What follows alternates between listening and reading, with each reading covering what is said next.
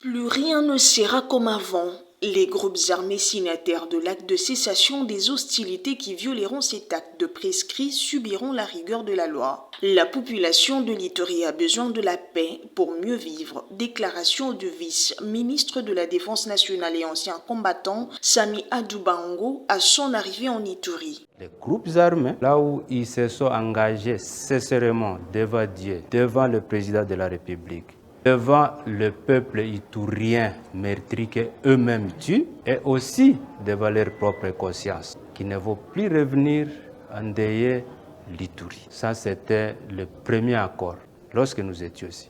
Le deuxième accord concernait les communautés ituriennes. La situation de l'Ituri, je l'ai toujours dit et je le répète, la situation est iturienne. La solution, dans un premier temps, elle est iturienne. Eux-mêmes ont signé la cessation des hostilités.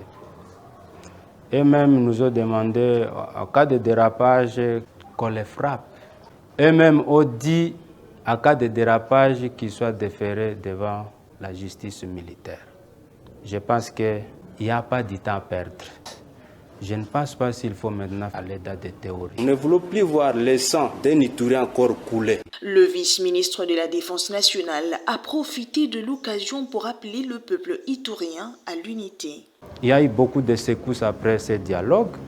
Il y a des tireurs de ficelles, les manipulateurs, ils sont là.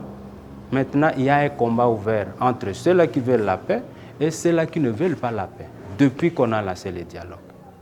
Alors nous devons travailler d'arrache-pied avec ceux-là qui aiment réellement que nous puissions avoir cette paix-là. Poursuivant sa mission, cet élu de l'Ituri sera ce samedi 25 mai à Djalasik, en territoire de Mahagi, dans une mission de pacification de conflits armés mettant en mal la cohésion sociale entre les peuples.